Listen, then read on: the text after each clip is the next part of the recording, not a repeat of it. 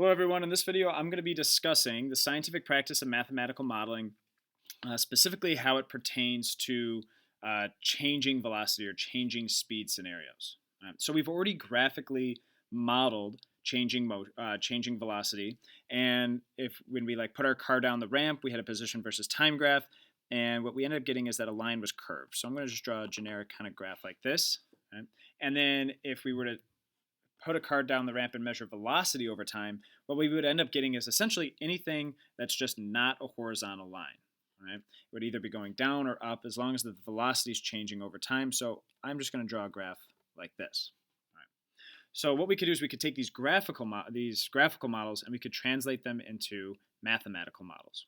Right? Here I have a linear graph, so it's linear. So I could apply my y equals mx plus b equation to represent what's going on in that graph. And the y in this case is not just y, it pertains to velocity. So I'm going to put v here for velocity. My x-axis is time, so I'm going to put time. And my y-intercept is velocity. It's just happens to be my initial velocity. So I'm going to put v naught. Now what about my slope? What's that? Well, for my constant speed graph, if I looked at the units, position over time, meters per second, that's velocity. So let's try that same type of reasoning here. Velocity, the units are meters per second, and then that's over my x-axis, which is time, so meters per second per second. Right, so meters per second, or, and this is the same thing, just written in a little bit of a different way, meters per second squared. Right, the units, the value that has those units, that's acceleration. So because the units of my slope are meters per second, I know that that's my acceleration. So I'm going to put it in right there, and I'm going to box this equation in. Now, just like I did over here, what I could do is I could rearrange this equation, and I'm going to bring the initial velocity to the other side.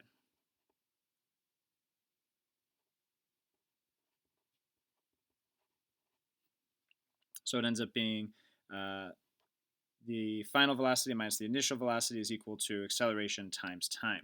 So what I have here is final minus initial. And if I go up here, even though this is position and not velocity, it's still final minus initial. And that's going to give you the change in whatever value that is. So the final velocity minus the initial velocity, that would give me delta v. And all that means is it's just the change in my velocity. And on the other side, I have at. So my final equation here is the change in velocity is equal to acceleration times time. So why would I use this equation? Sometimes it's helpful in certain types of word problems, but it's going to be really helpful when it comes to proportional reasoning as well. So these are the same exact equation, just written in a little bit of a different way.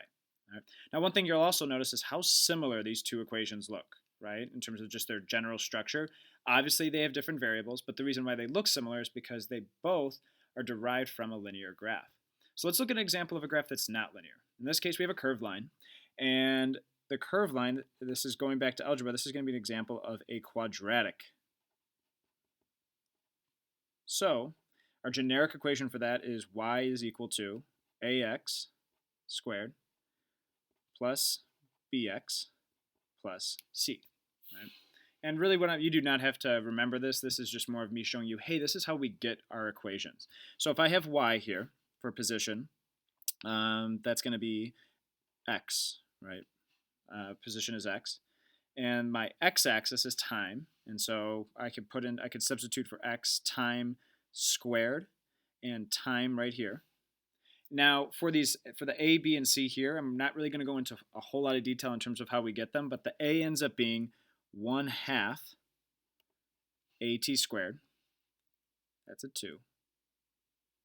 And the B ends up being initial velocity times time, and C ends up being initial position. Right? So I kind of skimmed over the details of that, but here's our equation. Right, now, just like we did before, we're going to rearrange some variables as well, and we're going to bring the initial position to the other side.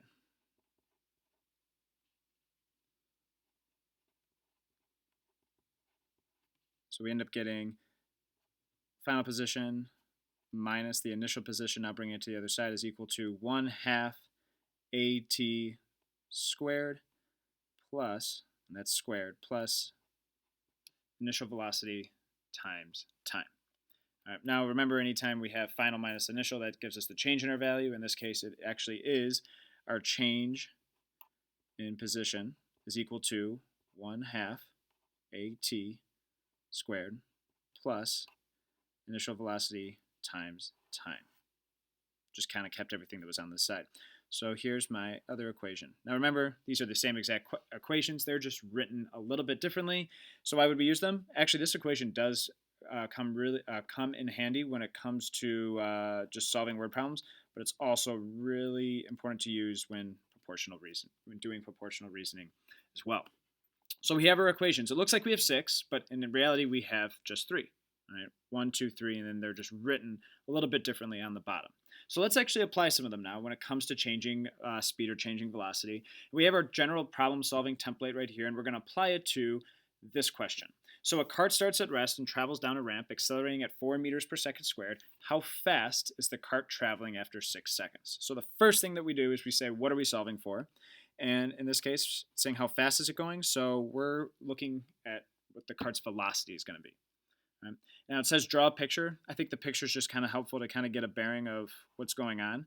So I'm going to draw a ramp, put a cart here, and it's going to be going down the ramp because it's starting at rest, down the ramp. And then it also says, hey, let's figure out what variables do we know in this case. So in terms of the variables we do know, it says it's accelerating at 4 meters per second squared. So acceleration is equal to 4 meters per second squared. Now, let's say sometimes you're going to be given a problem and it might not say that it's accelerating. You'll just be given this value, 4 meters per second squared, and you still know that that's the acceleration because of the units, right? Meters per second squared. Anytime you have a value that's meters per second squared, that's acceleration. Anytime you have a variable that's meters per second, that's going to be velocity. Right. Then it also gives us time, 6 seconds right here.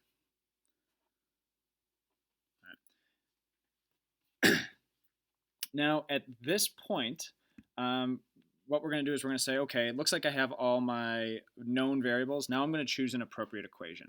So the first thing we want to do is we want to look for an equation that has the variable we're solving for, which is velocity, but specifically our final velocity, because it's the velocity at the end of the ramp. So that kind of rules out this equation right here. Notice that there's no variable in the equation that there is velocity, but it's your initial velocity. There's no final velocity. So it kind of rules this one out. So then this equation has final velocity, so does this one. So which one do we use? Well, that's when we're going to apply our physics concepts, right? Because if we look up here, we use this equation when it's constant speed. We use this equation when it's changing speed. And in this case, it looks like I'm accelerating. I'm definitely changing my speed as I go down this ramp, so that rules out my constant speed equation. We've already ruled this one out, so the only one that's left is this one right here. So I'm going to write my equation. That's the third step. And let me bring this down a little bit. So V equals AT plus initial velocity. All right, so now I'm just going to go to number 4, and I'm going to match the variables to the appropriate equation. So I'm looking for velocity, and my acceleration is 4 meters per second. That's right here. My time is 6 seconds. And my initial velocity is, I don't know it based on what I've written right here. And it doesn't look like there's any more numbers here as well. So maybe I've hit a dead end. Right? And this happens a lot where students will look at the numbers and they're like, oh, shoot, there's nothing else. But what we have to do is we have to apply our physics concepts. We have to be like, all right, is there anything else that we could kind of read into this problem that could allow us to figure out certain variables? So even though it doesn't say the number, it says that the cart starts from rest. Right? So if the cart started from rest, well, its velocity, its initial velocity would be just 0 meters per second, right? So we know the initial velocity, even though it doesn't tell us straight to our face, is 0 meters per second. So I'm going to put in for my initial velocity 0. All right.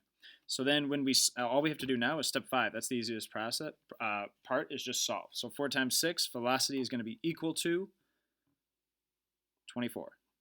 Now, you can't just put 24 because 24 what? 24 strawberries, rutabagas. What's the units on this? Since I'm looking at velocity, that's going to be meters per second. Right?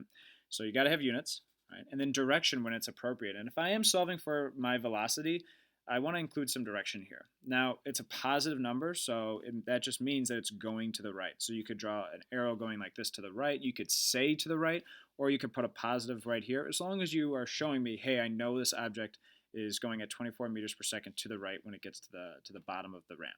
So here's my final answer. And that concludes it for going over the scientific practice of mathematical modeling as it pertains to changing speed.